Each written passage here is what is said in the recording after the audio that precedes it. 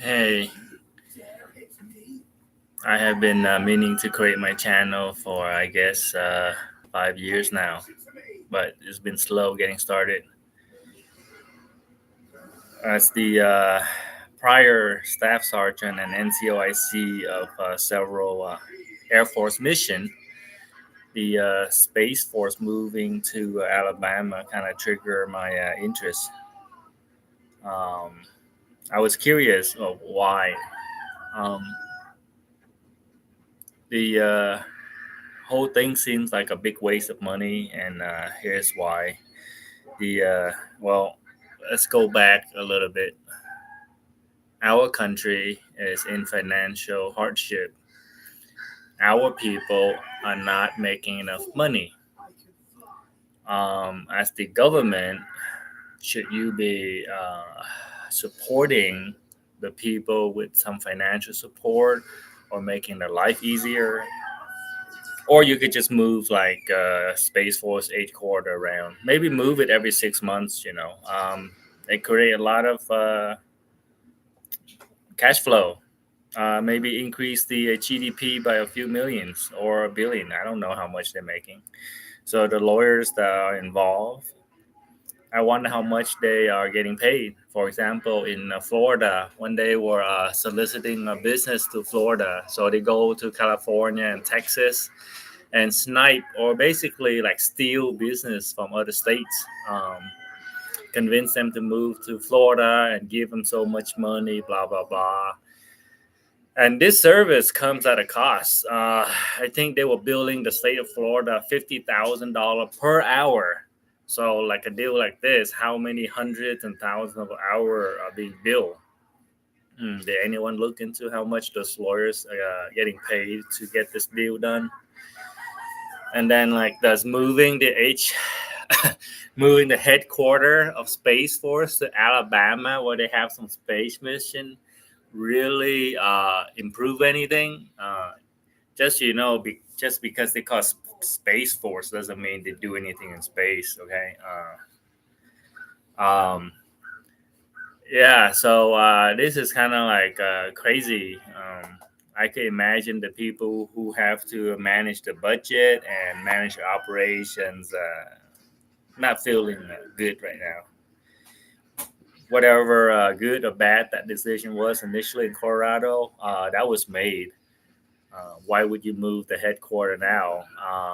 You want to piss on someone's like cereal bowl? Okay, sure. At what cost? So right now, the people who are paying for this behavior or consequence are going to be the American people.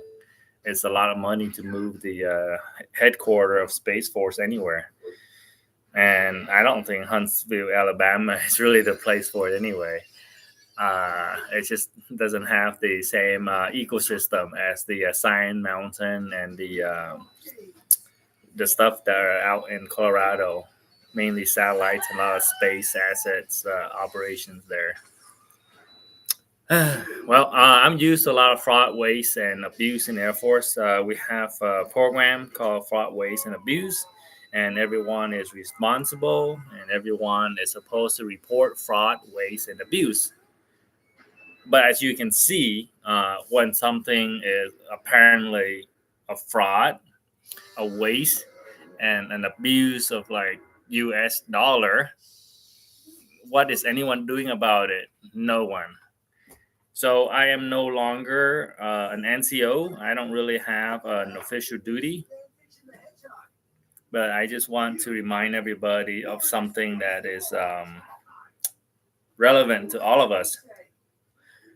As an adult, you don't need a book to tell you what is right and what is wrong.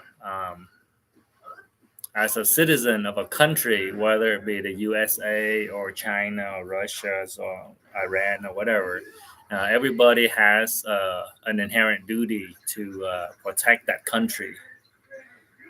You don't have to swear an oath to have this responsibility. If you're born in the family, then you have obligation to the family. If you're born as an American citizen, you already have the inherent duty. It doesn't need to be a formal, like, I swear to defend the Constitution, the country against all enemies, foreign, domestic. It's like a natural right. This is a natural obligation. All American, whatever the status, green card or citizens, officials or just normal people, normal citizen, you have a vested interest to protect the country, because the alternative is you don't have a country and you're going to end up like the illegal immigrant that comes to the US for a better life. That would be like the worst outcome right now in terms of having a broken USA. And I don't think we're gonna be very happy immigrant running to Mexico for asylum, or China for asylum, or Russia for asylum.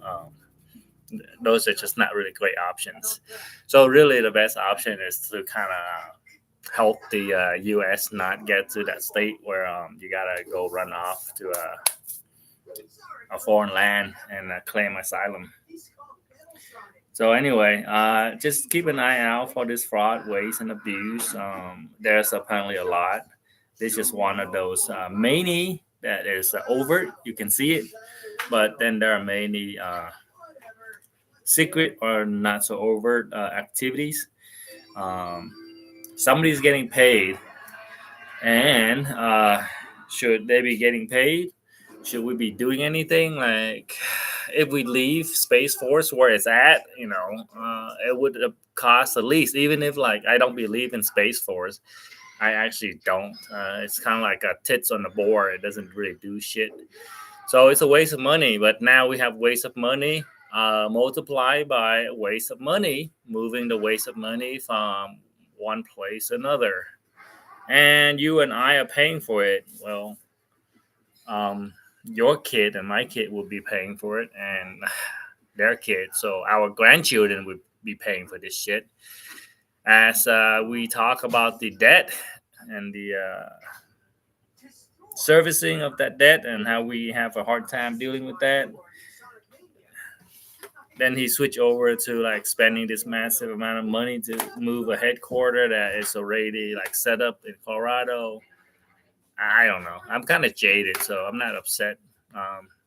I just wanted to start my channel as a staff sergeant in the U.S. Air Force for 11 years. I had a lot of insight and a lot of experience. My original intent was to share some of this insight that helped the younger men, maybe women, but I don't. I'm not really a suitable guy or mentor for women. I'm more of a male chauvinist, not quite that offensive, but I'm not ready to speak for all of sexes. So I was just gonna help the young man find a little bit of peace and success in the work. As a young person joining the military, I didn't really know, didn't have a lot of experience. So there was a lot of difficulty. But if you are the new generation in military, it's good to kind of answer some question. What will you die for? What won't you die for? If you are asked to do something that is going to harm the American government or the U.S. Constitution, what should you do? A lot of people have been resigning from the official duty from the State Department to the military. It's harder for the military to resign, but you have to put your foot down when it comes to certain things. Like, for example, if your country is committing genocide, killing millions of babies, should you be a part of that? It's your choice. I'm not saying you should or shouldn't. I'm saying I would not. Before I enlisted, I already decided that as a Vietnamese American, I'm not going to help the American kill more Vietnamese. And I was not going to help the Vietnamese infiltrate the American and kill more Americans. So if shit really hits the fan, I'm just going to sit that one out, because to do either option would be like, no. So if you think about who you are, what you will and will not do, then it's easier to deal with the consequences. And then when the time comes, you're not so fearful that you're so afraid of the consequences that you forgot who you are. Like, for example, if you're an American and you do things that are not American and bring harm to America, you cannot defend your position later on. I mean, right now, if you have like a group of stupid people running around you, of course you're gonna get stupid advice, like killing baby, raping women and children. You might get away with it in the short interim, but in the course of like 10 years, 20 years, 30 years, do you think you will continue to get away with it? Sometimes criminal gets away with a lot of shit, but most of the time they do not get away with things. So if you're in the military, look after yourself. The military represent the country, but it's really not the country. The USA is made up of Americans, and there are many type of Americans.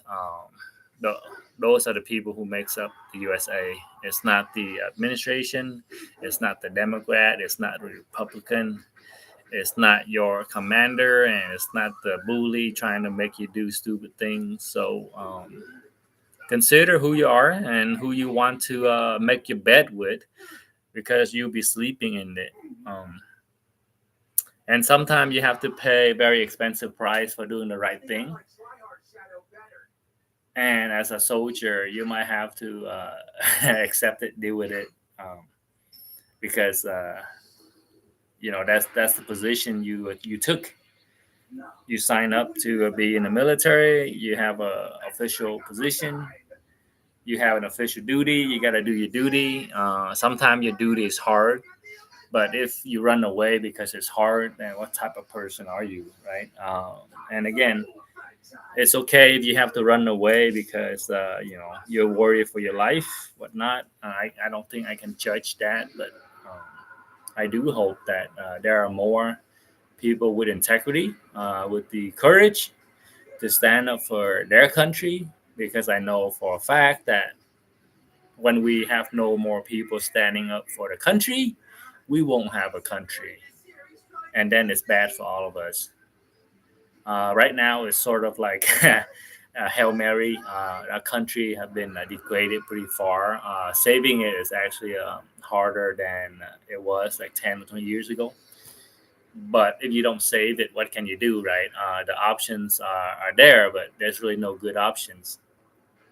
So do what you can. Try to find some happiness with what you got, and find a way to live with yourself. Whatever decision you make, it's you, and you could tell your children about it later when they grow up. Uh, I'm just laughing. I'm imagining like how it is for like an evil person. Like one day we're sitting down with a kid and we're like, "Oh, I screw my country over real good. I caused thousands of people to die for nothing, and I pocketed millions and billions of dollars." I mean, is this the kind of shit that people tell the kids? I don't know.